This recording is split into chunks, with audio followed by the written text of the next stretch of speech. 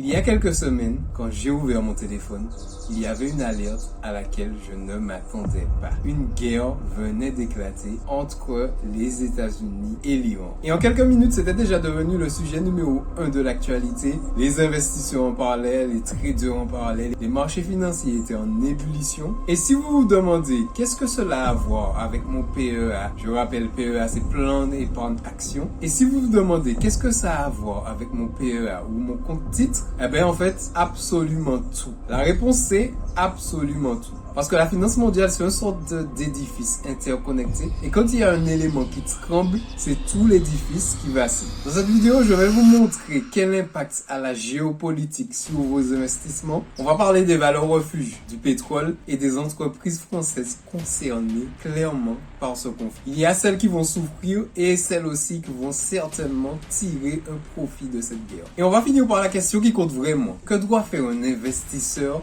dans cette période de guerre? Bonjour et bienvenue sur cette nouvelle vidéo. Pour ceux qui ne me connaissent pas, je suis Gaël et dans la vie, je suis contrôleur de gestion et j'aide aussi les particuliers à gérer leurs finances correctement. Donc, à passer d'un état où ils étaient dans le rouge tous les mois, ils dormaient pas bien la nuit, fatigués, stressés de devoir gérer leurs finances, de ne pas arriver à gérer leurs finances, à passer à un tout autre état où ils peuvent investir leur argent, épargner tous les mois, faire des projets, voyager. C'est tout ce qu'on fait sur cette chaîne. Alors, si tu es nouveau, n'hésite pas à t'abonner, à partager la vidéo autour de toi si tu sais qu'elle va aider quelqu'un. Et sans plus tarder, on passe au sujet de la vidéo. Alors avant tout, il y a une règle essentielle à comprendre. Celle que peut-être tout trader vous dira, peut-être tous investisseurs vous dira. La bourse, les marchés financiers détestent l'incertitude. Pourquoi cette nuance est importante? Parce que les marchés financiers savent bien gérer ce qui est certain. Ça, ils savent trouver un prix pour ce qui est certain. Mais l'incertitude, alors là, cela devient plus compliqué.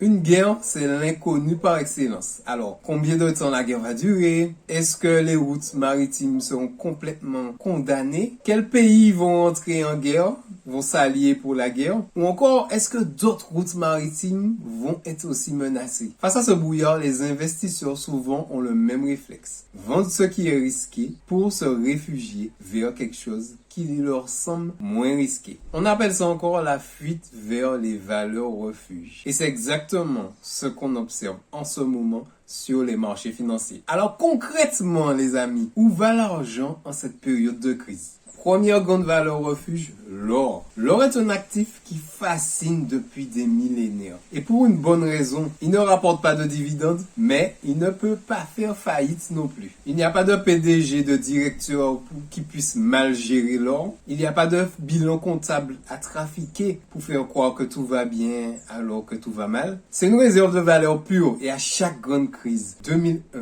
2008, le Covid et encore aujourd'hui, son prix s'envole dès les premières heures. Deuxième valeur refuge, le dollar américain. Et oui, malgré tout, ça reste quand même la première puissance économique et militaire de la planète. Et donc, en fait, dans ces périodes d'incertitude et de crise, tout le monde se rue vers la monnaie américaine. Et ensuite, un peu moins connu du grand public, on a les obligations d'État américaines, les obligations d'État allemandes, par exemple, ou encore le franc suisse et l'argent. Quand je dis l'argent, je parle du métal. Si vous avez certains de ces actifs dans votre portefeuille, elles jouent littéralement le rôle de valeur refuge. Donc elles sont en ce moment même en train de amortir le choc des marchés financiers. Maintenant, parlons un peu du vrai problème de cette guerre qui est le pétrole. Il existe un point sur la carte qui concentre une bonne partie de l'énergie mondiale. C'est le détroit d'Ormuz. Un passage maritime de seulement 33 km, qui a son point le plus étroit, bordé d'un côté par l'Iran, d'un côté par l'Oman et les Émirats Arabes Unis. Et chaque jour, environ 20% du pétrole mondial passe par ce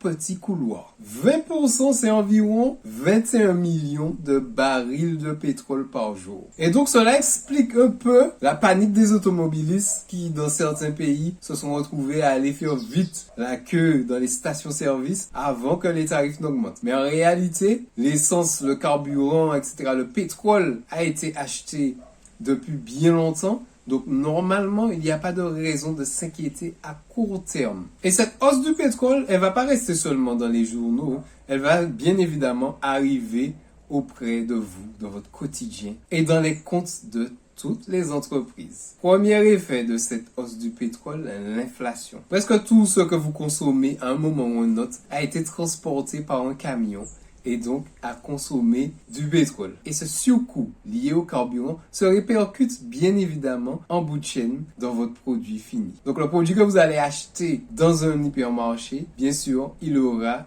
inclut cette surtaxe liée au carburant. Deuxième effet, la compression des marges. Vous pensez bien qu'au bout d'un moment, sachant que tout augmente et que certains biens, on peut pas non plus augmenter leur prix indéfiniment, sinon les gens ne vont plus acheter. Donc, ce qui fait aussi que les gens aussi, ils ont moins d'argent pour pouvoir acheter, puisque comme tout augmente, s'ils devaient acheter telle ou telle chose, bon, ils vont soit réduire ou soit se dire je n'achète plus. Et donc, pour une entreprise, c'est super dangereux aussi parce que plus les prix vont monter, moins elles vont pouvoir répercuter cette marge sur le consommateur parce que sinon il ne va plus venir acheter. Et donc l'idée est là. Les entreprises sont fortement aussi pénalisées par cette hausse des coûts. Le grand gagnant à court terme en tout cas, on va dire que c'est l'État parce que si les prix de l'essence augmentent, comme une grande partie du coût de l'essence est constituée de taxes, et donc en fait l'État va se mettre plein les poches. Mais alors toutes les entreprises ne sont pas logées à la même enseigne. Certains secteurs tirent leur épingle du jeu et surtout dans ces moments de crise. On va par exemple prendre des compagnies comme Total Energy qui forcément à un moment ou un autre va profiter de cette hausse du baril. Donc dès que le baril augmente, voilà, c'est tout bénéfice pour eux, c'est forcément leurs bénéfices, leurs revenus qui augmentent. Ensuite, il y a le secteur de la défense. On peut penser notamment à Thales, spécialisé dans l'électronique de défense, les radars, les systèmes de communication militaire, ou encore on peut penser à Dassault Aviation, qui fabrique justement des Rafales, et ce type d'entreprise voit bien sûr les commandes augmenter. Car oui, même si c'est une guerre vraiment entre les États-Unis et l'Iran, mais vous voyez bien, les Européens profitent aussi de cette guerre pour pouvoir renforcer leur arsenal militaire, afin de pouvoir défendre leur pays en cas de guerre totale. Et à l'inverse, beaucoup d'autres secteurs d'activité encaissent ce choc total. On peut parler par exemple de l'aérien qui du coup a vu une partie de ses ventes amputées, tous les vols vers le Moyen-Orient, mais aussi la hausse des coûts du transport qui va fortement pénaliser les voyageurs qui vont peut-être décider de reporter leur voyage parce que ça devient trop cher de payer un billet. Et ensuite il y a le secteur du luxe qui dépend vraiment de la confiance que les ménages ont, que les familles ont en l'avenir. Et oui, dans ces temps de crise, on va vraiment forcément réduire un peu tout ce qui est luxe parce qu'on va penser à nos besoins essentiels et à assurer quand même un minimum de revenus de côté parce que sinon,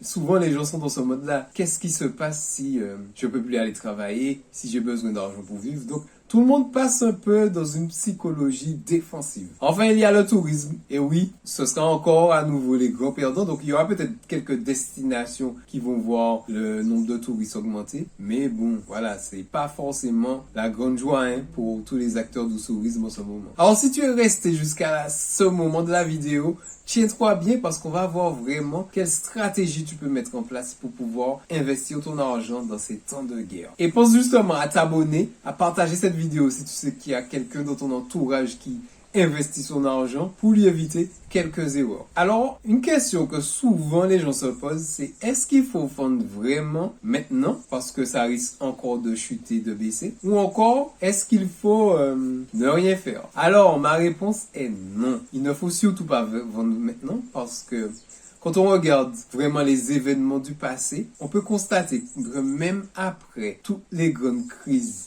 qu'il y a eu, l'économie est toujours repartie de plus belle et les marchés financiers sont structurellement haussiers pour le moment. Bien sûr, quand je dis structurellement haussiers pour le moment, je parle vraiment d'une vision long terme. C'est sûr qu'à court terme, il y aura beaucoup de chaos sur les marchés. Mais si on a un objectif long terme, 10, 20, 15, 30 ans, on est bon. Et la bonne stratégie ici, c'est de pouvoir rester diversifié. Donc avoir des actions, des investissements dans différents différentes sortes d'entreprises, des différents types d'entreprises. Et là, pouvoir profiter, une partie du portefeuille va peut-être baisser, mais si par exemple l'immobilier monte, vous êtes dedans. Si par exemple le cours de l'or augmente, vous avez un petit peu d'or. Et voilà, l'idée c'est ça, d'équilibrer quand même un portefeuille d'une manière diversifiée pour ne pas subir ce choc de plein fouet. Et deuxième chose à ne pas faire, c'est surtout ne pas prendre de décisions émotionnelles. Des décisions, vous savez, en mode panique. Et oui, l'idée ici, c'est de ne pas paniquer, vendre au mauvais moment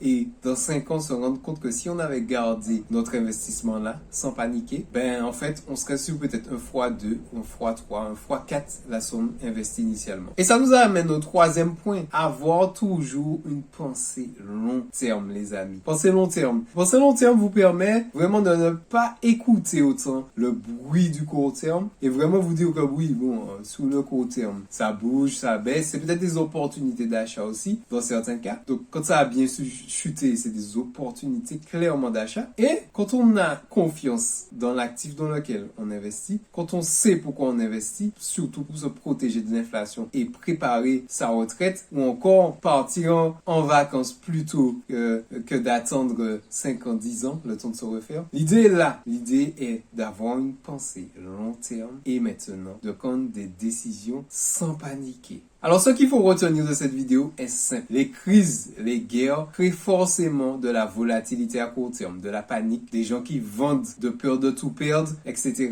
C'est un réflexe humain de protection. Et donc, les valeurs refuges absorbent totalement ce choc. Donc, on a déjà vu l'or, le dollar, le franc suisse, l'argent, le métal et tout. Et donc, mon conseil ici, c'est vraiment de garder la tête froide, de penser long terme et surtout de ne pas rester scotché devant vos écrans à regarder en continu des informations sur la guerre. Donc sortez, profitez de la vie, allez vous aérer l'esprit et de toutes les façons, s'il y a une information hyper importante au niveau de cette guerre, forcément l'information vous arrivera. Vous inquiétez pas. Si cette analyse de la situation vous a été utile, vous a permis de souffler un peu, de voir cette guerre sous un autre angle, n'hésitez pas, pensez à vous abonner, à partager cette vidéo, c'est tout ce qui fait vivre cette chaîne. Et surtout, n'oubliez pas que, quoi qu'il arrive, quoi que vous fassiez, qu'il y ait une guerre ou pas, l'effet cumulé de ces petites actions que vous faites dans votre quotidien pour améliorer votre vie, ou encore que vous faites pas, jouera avec vous ou contre vous. C'était Gaël, on se voit dans une prochaine vidéo. Bonne semaine et à très bientôt les amis.